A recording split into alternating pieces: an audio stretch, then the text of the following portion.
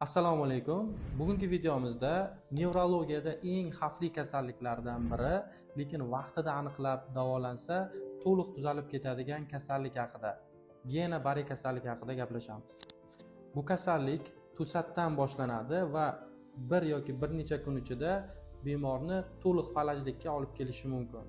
Lekin vaqtida aniqlab, to'g'ri davo muolajalari olib borilsa, aksariyat bemorlar to'liq tuzalib ketishi mumkin bo'ladi. Xo'sh, gena bari kasalligi nima uchun kelib chiqadi? Gena bari kasalligi bu o'tkir poliradikular nevropatiyalar guruhiga kiradigan kasallik bo'lib, immun tizimi adashib o'zini hujayralariga nerv qobig'i, ya'ni miyelingga hujum qilishi natijasida periferik nerv tolalari shikastlanadi. Periferik nerv tolalari shikastlanishi, nerv qobig'ining shikastlanishi natijasida nerv yo'llari bo'ylab impuls o'tishi qiyinlashadi. Natijada bemorda oyoqlarida og'irlik, holsizlik va yurishga qiyinchilik holatlari kelib chiqadi. Xo'sh, bu holatning asosiy sababi nima? Bu holat kelib chiqishining asosiy sababi 2 yoki 4 hafta oldin o'tkazilgan infeksion kasalliklar hisoblanadi. Ko'pincha bemorlardan so'rab surishtirganda 2 yoki 4 hafta oldin bemorlar tana harorati oshganligi, diareya kuzatilganligi yoki nafas yo'llarini infeksion kasalliklar o'tkazganligi ma'lum bo'ladi. Eng ko'p uchraydigan sabablardan biri bu diareyaga sabab bo'ladigan Campylobacterium yeuni hisoblanadi. Aynan mana shu bakteriya gena bari kasalligining eng ko'p uchraydigan sababi hisoblanadi. Lekin bakteriyaning o'zi to'g'ridan to'g'ri gena bari kasalligini keltirib chiqarmaydi. Balkim bu immun tizimini ishini buzib ketganligi uchun immun tizimi bu yerda adashishni boshlaydi. Ya'ni o'zining xususiy to'qimalari, hujayralarini begona deb o'ylab, ularga qarshi ataka qilishni boshlaydi va kasallik belgilari boshlanadi. Kasallik belgilari juda ham o'tkir boshlanadi. Ya'ni kasallik boshlanishida bemor oyoqlaridan boshlab kasallik belgilari asosan oyoqning uchidan, distal qismidan boshlab boshlanadi. Ya'ni bemorning eng asosiy birinchi shikoyati oyoqlarim og'irlashib qoldi, oyog'im o'zimga bo'ysunmayapti deb shikoyat qilishni boshlaydi. Va ertalab deylik oyog'ida og'irlik his qilishni boshlagan bemor kechga borib oyog'ini umuman qimirlata olmay qolishi mumkin bo'ladi.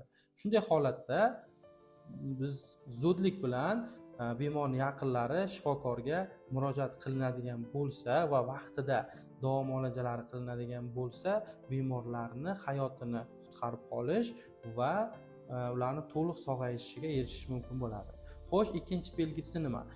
Belgilar sekin-sekinlik bilan oyoq panjasidan boldirga, boldirdan songa, keyin bel qismiga sekin-sekin ko'tarilishi boshlaydi.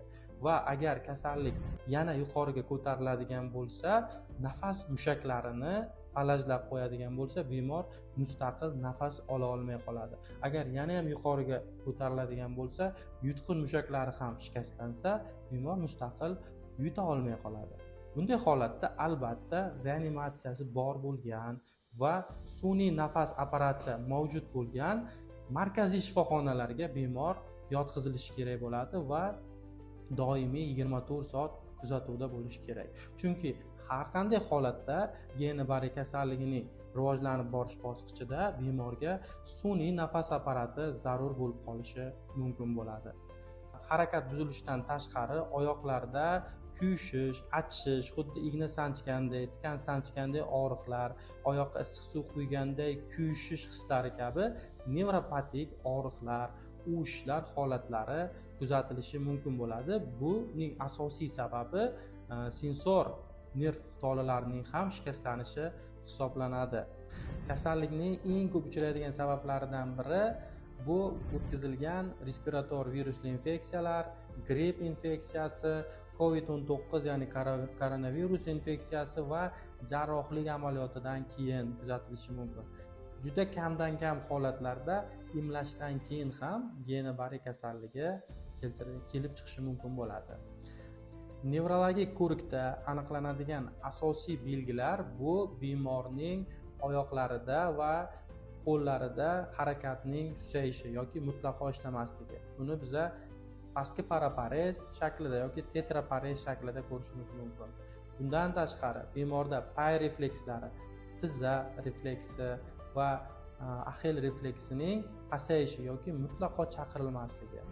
Sezgisini tekshirib ko'rganimizda oyoqni yuqorisidan pastga qarab sezishni buzilishi. Buni biza polinevritik tipda sezgi buzilishi deymiz. Ya'ni oyoqni xuddi o'sha paypoq kiyadigan sohasigacha bo'lgan joyda sezgining pasayishi kuzatiladi. Agarda tashxis qo'yish uchun bundan tashqari reanimatsiya sharoitida orqa miya suyuqligini lumbal punksiya orqali tekshirib ko'rish kerak bo'ladi. Bunda likvirda oqsil miqdori keskin oshib ketishi aniqlanadi. Ya'ni oqsil hujayra dissotsiatsiyasi aniqlanadi. Agarda NMG qilib ko'riladigan bo'lsa, NMGda nerv tolalarining o'tkazuvchanligining pasayishi va impuls amplitudasining pasayishi aniqlanadi. Albatta, bu kasallikka shubha qilinganda lumbal punksiya va NMG tekshiruvi o'tkazilishi kerak bo'ladi. Guillain-Barré kasalligining o'ta o'tkir davrida davolash uchun, kasallikni rivojlanib ketishini to'xtatish uchun asosiy ikkita usuli bor, lekin bularning ichiga gormonal terapiya kirmaydi. Butun dunyoda ishlatiladigan bu usullardan bittasi plazmafarez, ya'ni qondagi tarqalgan o'sha zaharni yoki organizmni o'ziga qarshi ishlaydigan agressiv avtoantitelalarni chiqarib tashlash uchun kerak bo'ladigan usul hisoblanadi, ya'ni qonni filtrlash usuli. Ikkinchisi, vena ichiga immunoglobulinlarni yetarli miqdorda quyish orqali kasallikni to'xtatish mumkin bo'ladi. Ya'ni bemorning hayotini saqlab qolish mumkin bo'ladi. Agarda bu ikkala usulning iloji yo'q bo'ladigan bo'lsa, yordamga uchinchi, ya'ni katta dozada steroidlar yoki glyukokortikosteroidlarni qilish mumkin bo'ladi. Bu holat ham bemorni o'sha kasalligini kechuvini yengillashishga va kasallikni zo'rayib ketishini oldini olishga yordam beradi.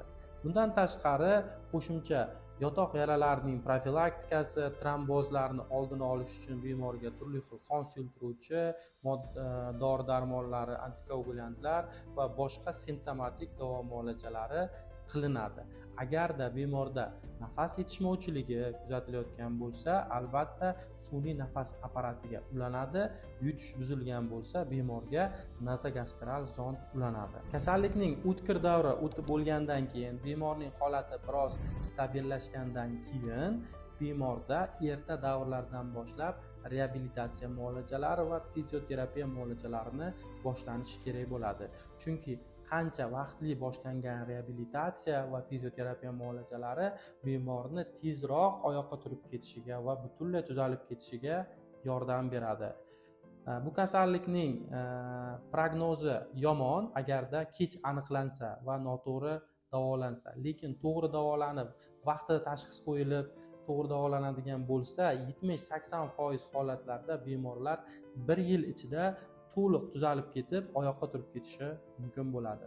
Shuning uchun ham yuqorida aytilgan belgilar kimdadir yaqiningizda yoki tanishlarda kimdadir kuzatilayotgan bo'lsa, albatta zudlik bilan reanimatsiyasi bor bo'lgan markaziy shifoxonalarga olib borib, bemorlarni joylashtirish va davo muolajalarini erta davrlardan boshlash kerak bo'ladi.